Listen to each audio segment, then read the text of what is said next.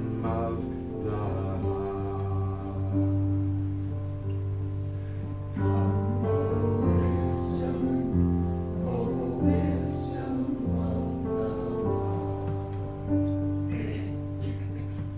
Come, O wisdom of the heart.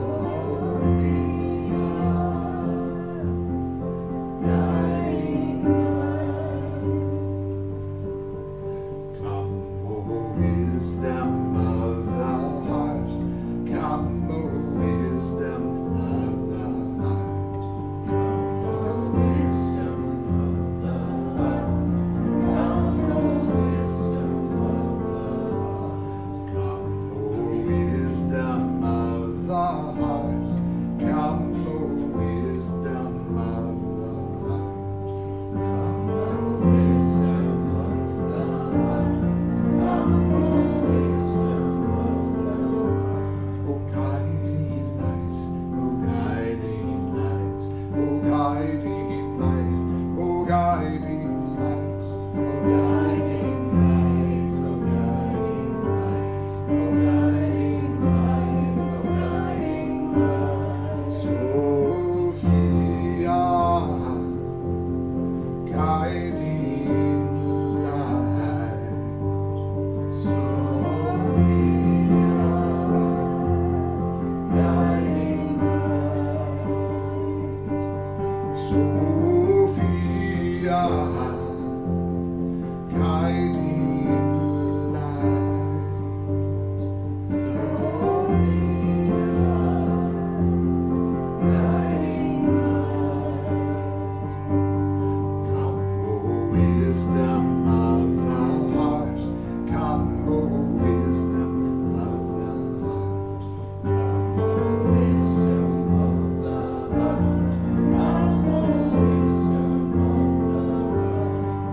the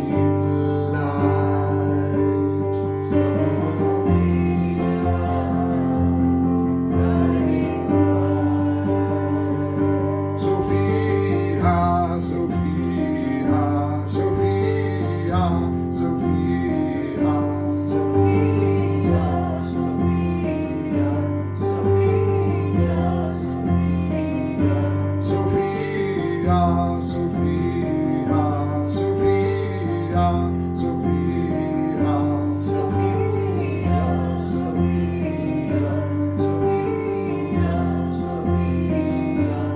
Come, O wisdom of the heart. Come, O wisdom of the heart. Come, O wisdom of the heart.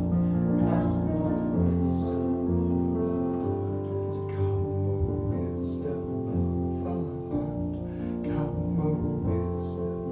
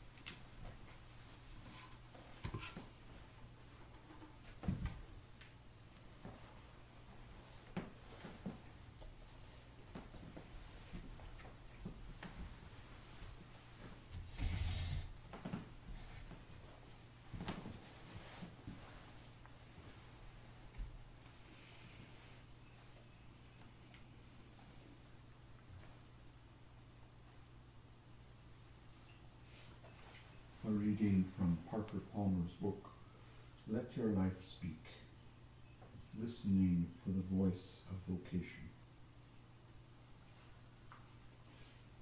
Chapter 1, Listening to Life.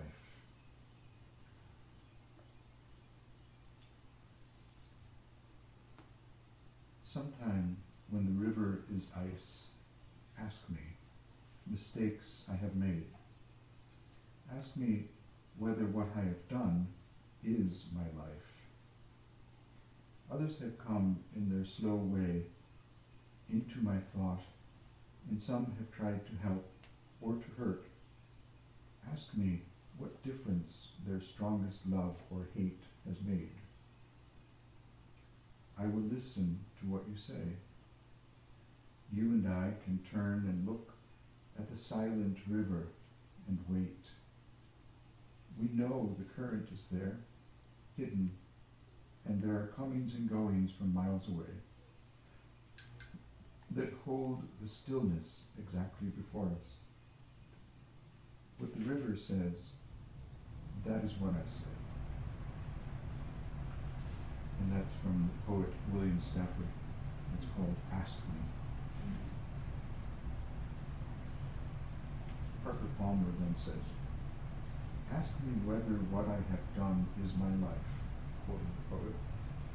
For some, those words will be nonsense, nothing more than a poet's loose way with language and logic. Of course, what I have done is my life. To what am I supposed to compare it? But for others, and I am one, the poet's words will be precise, piercing, even disquieting.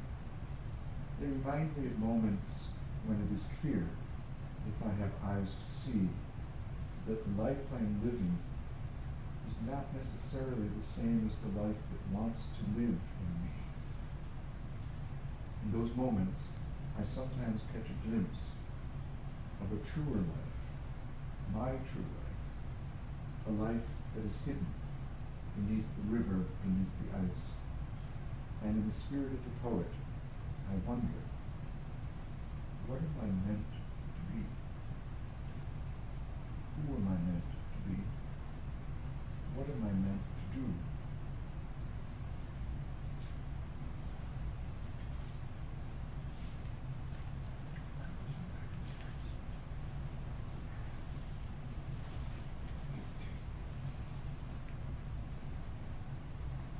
It was in my early 30s when I began, literally, to wake up to questions about my vocation. By all appearances, things were going well, but the soul does not put much stock in appearances. Seeking a path more purposeful than accumulating, seeking a path more purposeful than accumulating wealth, holding power, winning at competition, or securing a career. I had started to understand that it is indeed possible to live a life other than one's own. Fearful that I was doing just that, but uncertain about the deeper, truer life I sensed hidden inside me, uncertain whether it was real or trustworthy or within reach. I would snap awake in the middle of the night and stare for long hours at the ceiling.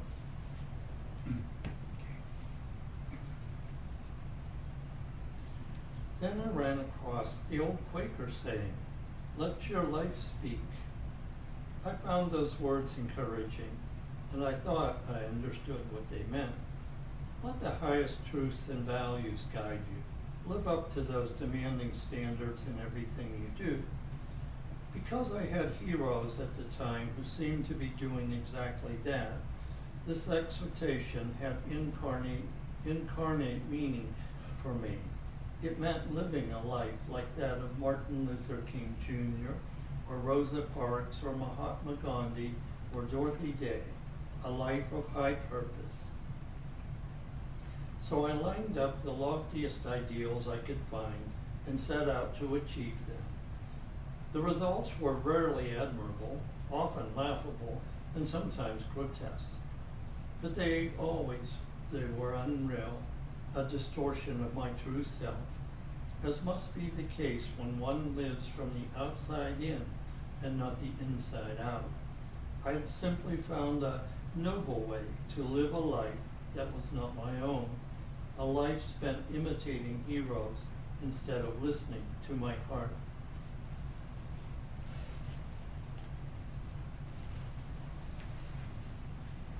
Today, some 30 years later, let your life speak means something else to me. A meaning faithful both to the ambiguity of those words and to the complexity of my own experience. Before you tell your life what you intend to do with it, listen for what it intends to do with you. Before you tell your life what truths and values you have decided to live up to, let your life tell you what truths you embody, what values you represent. My youthful understanding of let your life speak led me to conjure up the highest values I could imagine, and then try to conform my life to them, whether they were mine or not.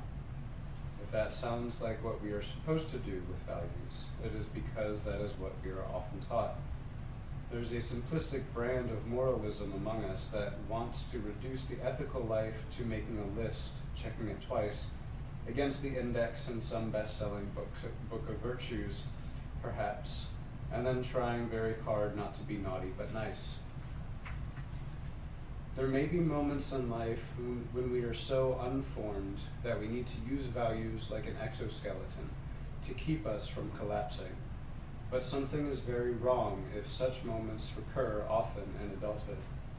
Trying to live someone else's life or to live by an abstract norm will invariably fail and may even do great damage.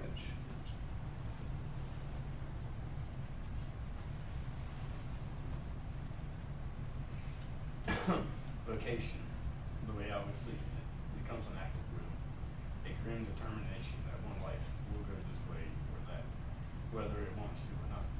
If the self is sin-ridden and will bow to the truth and goodness only under duress, that approach to vocation makes sense.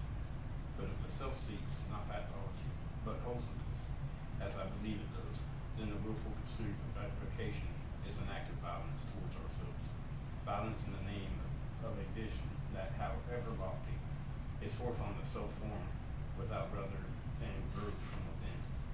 True self, when violated, will always resist us, sometimes at great cost, holding our lives in check until we honor its truth.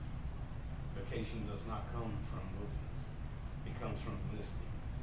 I must listen to my life and try to understand what it is truly about, quite apart from what I would like it to be or like it to be about, or my life will never represent anything real in the world, no matter how earnest my intentions.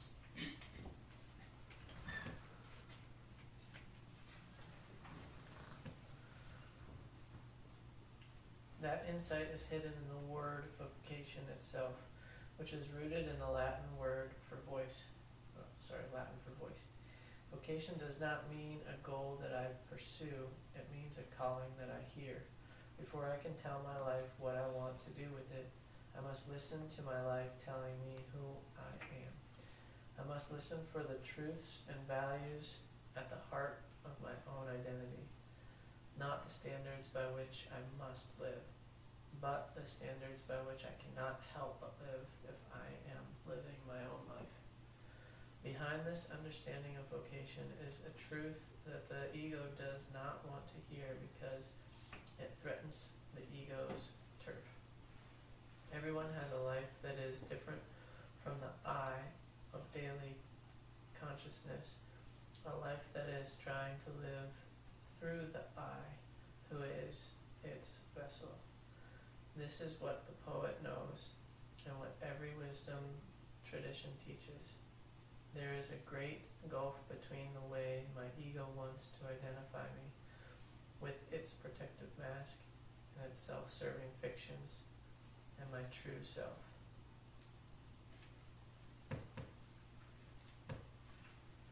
It takes time and hard experience to sense the difference between the two, to sense that running beneath the surface of the experience I call my life, there is a deeper and truer life waiting to be acknowledged.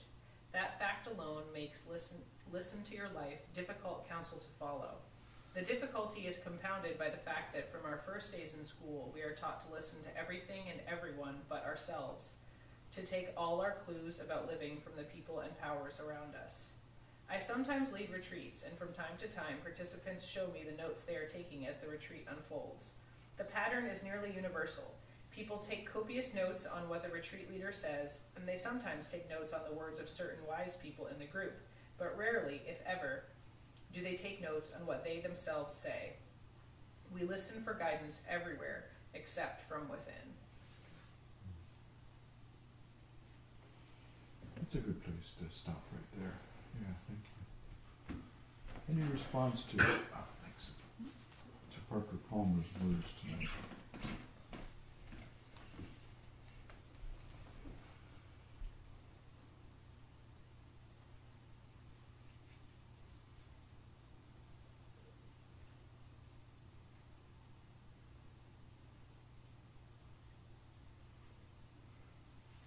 I know I'm still not certain what it is that I should be living. It's getting pretty close to it. I don't feel like I have all that many years left. But it just dawned on me, it's weird. Listening to these words that I really love to sing. So why didn't I go get voice training years ago?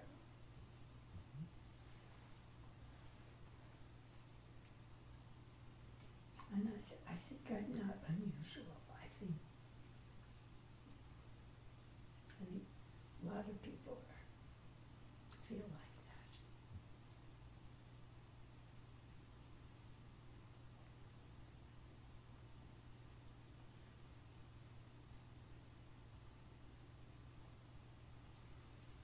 Any other thoughts?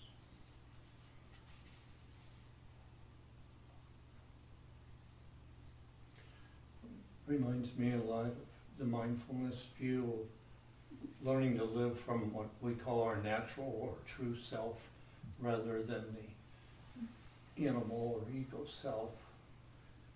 And just for me personally, a couple of weeks ago I started feeling better, getting energy again, some periods of a clear mind, which are treats. I also realized it correlated, I started making mindfulness video teachings again, doing what I really like to do and feel that I'm good at. And it's kind of I do more of that and I get more life, so just observing.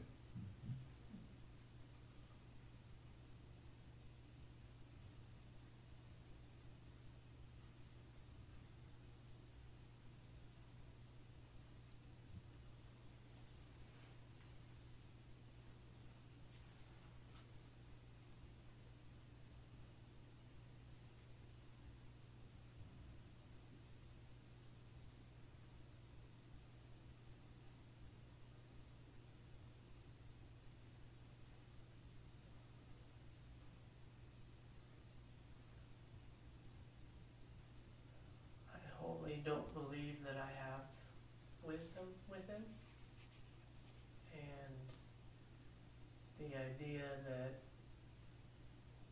it exists there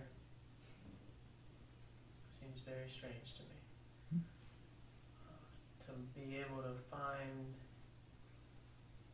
the ear to listen to it feels like it is a lifelong endeavor.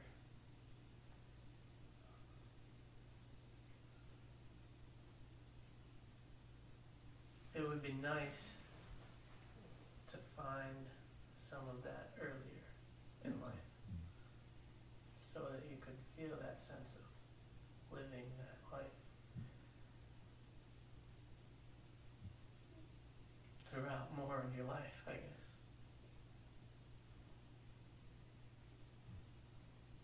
don't think I know how to do that.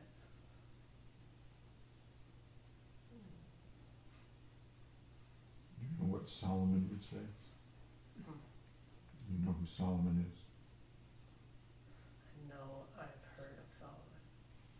He was a great king back in the days of the ancient Israelites, and he prayed for the gift of wisdom. And he would say, after listening to you, that's the beginning. That's the beginning of wisdom, what you just said. And then he would throw a party for you. Yeah. You can do that. Yes, that's great.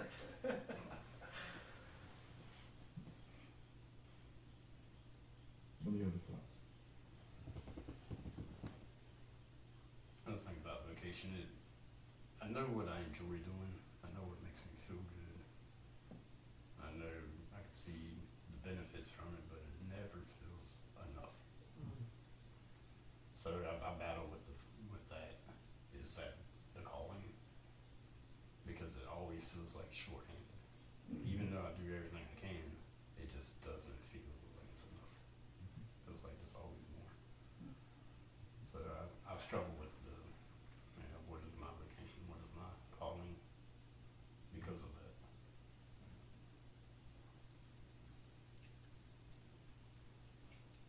There's a difference between calling and gifts.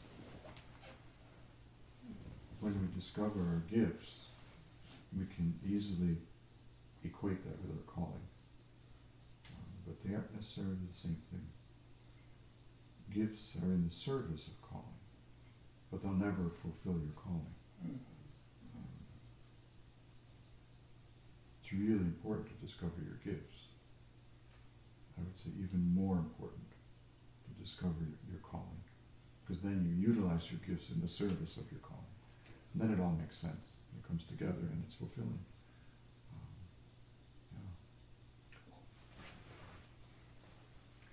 Yeah. Is there one calling per person? I guess I. Step right up. Here's your calling. No more than one. I guess I read a little. I've sneakily read a little more. Oh, you're so sneaky. Yeah. And he goes on to talk about his calling being teaching, Right. but I think one thing I've always struggled with is feeling pulled to things that I am passionate about, Mhm. and then gifts overlapping with that. It kind of feeling almost like it is enabling that, but then I burn out, or like I go all in and then I burn out. And was that my calling? And is it over? Or there's so many ways and so many things to pursue in life. Like, how do you know? I feel like I have had moments of being like, oh my gosh, this is it. I found my thing, because there's upwelling of passion and life and aliveness. But then it burns out. Or Do you know the famous quote from Frederick Buechner about this? probably. He says something like this, very wise soul. He says, when your greatest joy meets the world's deep need, there at the intersection of those two, you discover your calling. When your greatest joy meets the world's deep need, there is your calling. But in answer to your first question, I mean, it's a great question, because there are so many different paths to take. And you may feel strongly pulled in this direction and that direction at the same time. And then it becomes a process of discernment, which very few people enter into. A discernment to go through the layers of desire. Because that's what we're talking about, right? Like Jesus would say, what do you want? Simple question, right? Not really. Because there's these layers of desire. And sifting through them becomes the task of discernment. to arrive at one's deepest desire. Yeah. Discernment is a messy process, but it's a process, and there are specific ways to enter into discernment. One of the biggest things I find is challenging for most people is to enter into that process of discernment with a good guide. There's very little trust today when it comes to teachers and guides. You know, because so many teachers and guides have messed up, and they're flawed and imperfect, and you can see them, the flaws and the imperfections. But I find without a good guide, not a perfect guide, but a good guide, it's very difficult to discover one's calling. Some years ago, I had the joy of being part of a community that was all about this. They spent decades learning from the Quakers, by the way, about discernment, discovering your gifts and distinguishing that from your calling. And I spent 5 years with them until they kicked me out, basically. I became so obnoxious. But during that time, I can honestly say I discovered not only my gifts, but my calling. And that's a great,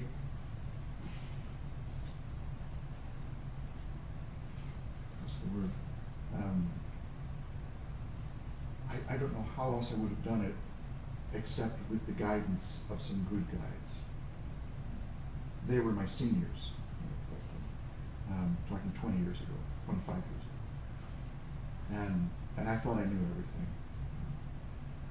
But I had to sit and listen and little by little sift through my desires, because I desired that. I desired this, and I really desired that. But actually underneath all of that, there was a deeper desire that I wasn't able to discover without their help. It's really important. Can callings change? Absolutely. You know, I mean, some people are called to this for the first part of their life, and then something happens, you know, and now they're called to that.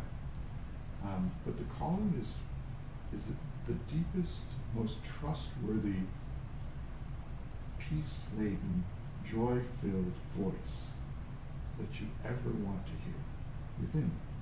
It's the wisdom voice within, and it's there in everybody. I'm convinced of it. The challenge is to learn how to hear it, and then you become transparent. Your defenses are stripped away, and you cannot not do it. You can run from it, which I did for a number of years. You know, but hopefully, if you live long enough, you'll run back toward it, which is what I ended up doing. Does that make any sense? Any other thoughts?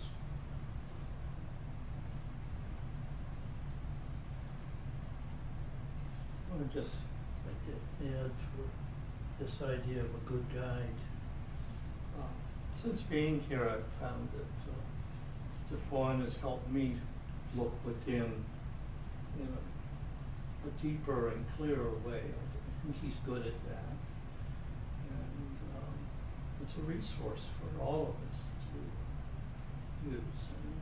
And I never get a judgment or even so much a direction as questions, the right questions to direct me to look into me deeper. So just volunteering his services for everybody. Thanks, Tim. Yeah. And I can second that.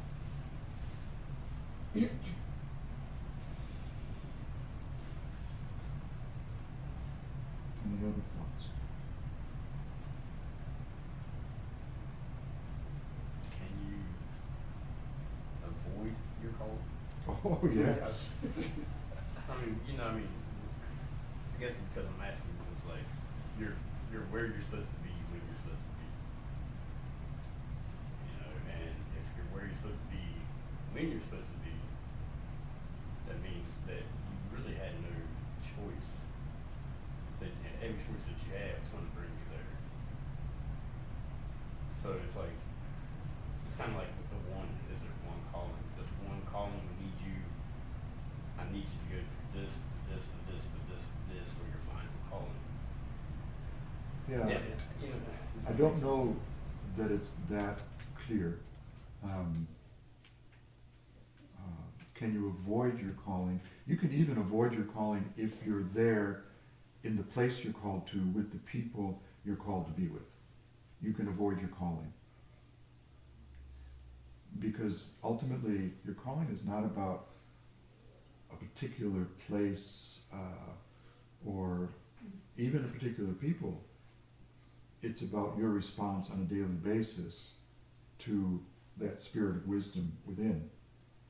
And so, I believe that I'm called to be here, right, with this particular group of people. But I can avoid that calling every day that I'm here by not following the wisdom of the guidance of the spirit within. Yeah, and I would also look at like Jonah. You know, he was trying to avoid the call, but God says, "No, I'm gonna shoot you out of a whale's hole." yeah, Don't get you there. there's a great, yeah, right. I'd like to be barfed up by a whale. Yeah. So yeah, I mean, I guess that's the. Yeah.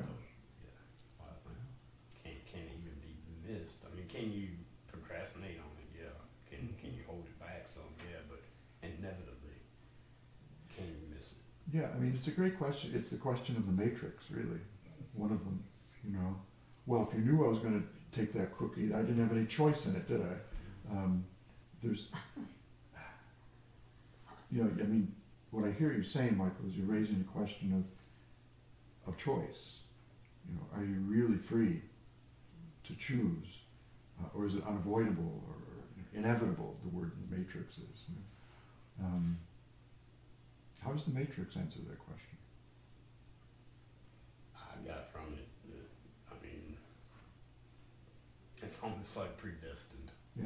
You were in, that's kind of how I Yeah. accepted it. Yeah. Do you think when Morpheus handed Neo was the red pill and the blue pill, that wasn't a real choice for Neo? You think it was just predestined for him to take that? The one he chose? If you look at the end result, it kind of seems that way.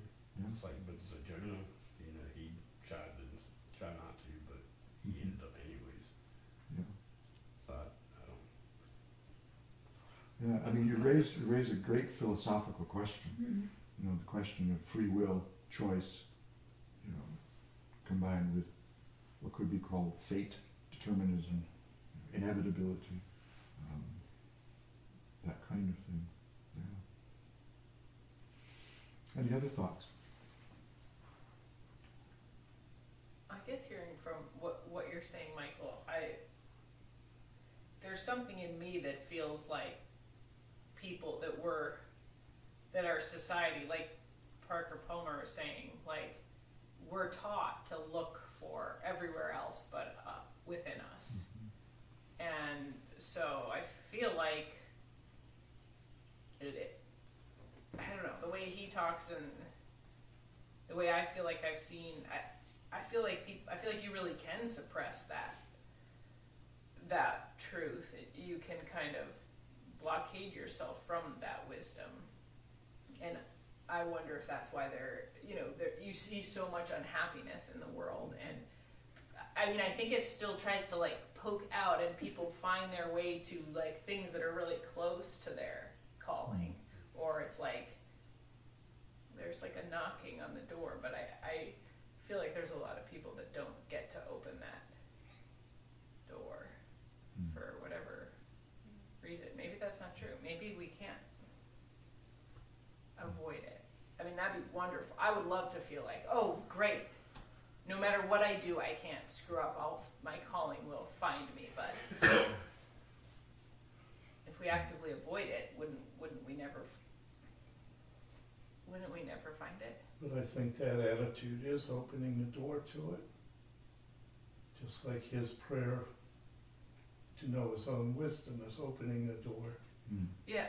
So watch out, you've already opened the door. Well, I mean, I'm grateful to be here and around people who are seeking and searching, because and been doing it for much longer and with much more success. So I think that, like, that's a gift. But if I hadn't found myself here, or if I don't know, been born into a family that told me that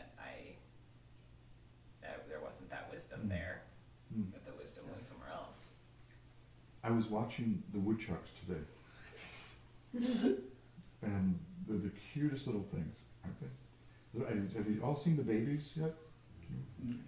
Well, they're living now, basically with me, at the next level down, underneath the cabin, and sometimes just stand out there and notice where the orange clay has been dug up. Right, it's directly underneath the cabin, like facing the farmhouse. And just stand there long enough, and one of them will poke their little heads out. And I stood there, and the little, what do you call baby woodchuck? Baby woodchuck. Baby woodchuck. Just kind of looked at me, and I was wondering where Mama was, where Papa was, But the little baby woodchuck just kept looking at me, very shy. And as soon as I made a move, shoo, back in they went. Right. To me, it's like that with calling, or what I would call soul, because that's where calling comes from, in a depth of soul. And it's a very shy creature. It's not insistent, it's not bombastic, it's not demanding. It's more like the little woodchuck, just poking his little head out. And then you see it, and you realize, yeah, isn't that lovely, But if you move too fast, too noisily, it disappears. Have you all heard the deer story yet? No? Well, it's been a while, Tim. I thought we were doing good with woodchucks. Yeah. Could we close with the deer story? All right. So, down where the creek path meets the one coming down from the hilltop, right at the creek. When I first came here, I was physically very weak and mentally very foggy. And so I set a goal. I wanted to walk down to the creek. I didn't even know where it was. So every day I'd walk a little further, and at first I couldn't even walk up the driveway hill. But one day I arrived at the creek, and I'm standing there, and there's little saplings cut down, and there's fresh chips, and it's like, oh cool, there's beavers in Beaver Creek. So I walked over to the bank there, and was just hoping to see a beaver swim by. And something catches my eye downstream, and so I look, and there's this doe just looking straight back at me. And I thought, okay, that's cool. And then she started coming up the creek towards me. I mean, all the wider the creek is there. She's walking up the middle, only she's trotting like a horse instead of running or walking. And I'm just, of course, enthralled, and she's just keeping an eye on me. But it's okay. And she's trotting along. And right as she gets in front of me, there was a deep hole there at that time. So she's watching me. She hits that deep hole and stumbles and disappears completely under the water. I'm like, oh, disappearing there. A second later, she floated up out of there and spun around and went tearing back down the creek. But the overall feeling was when I saw her see me, so she knew I was there and watching, and she decided to trot on up anyway. I felt honored, like I was being blessed and welcomed to the land here. And it was just an awesome experience. So that's all. The more I hear that story, I've heard it a few times. We've heard it, I think, how many times, Michael? 1,000. It gets better every time. To me, that's the voice of calling. that experience that openness to hear and see this beautiful creature as they welcome them on the land. Yeah. Thank you for that story. We'll close with a song.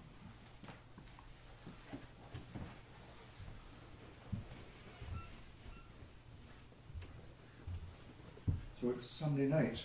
If we could have the lights dimmed and candles lit and pray for the world through a song.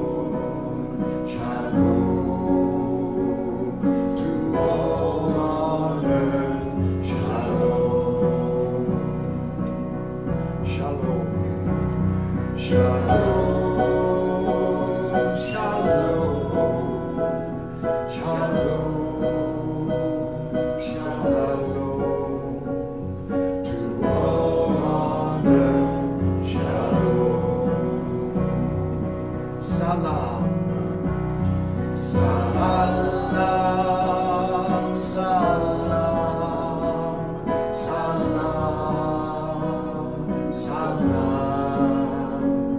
to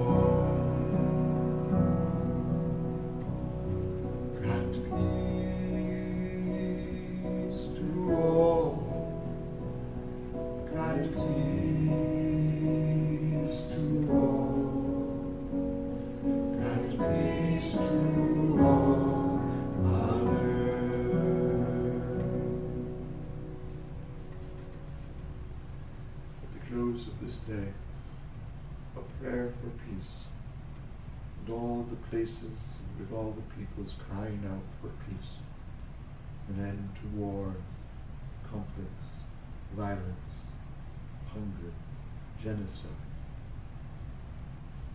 We pray for peace tonight. We pray that our own hearts may be open to hear that voice that calls us to deep peace. May it be so.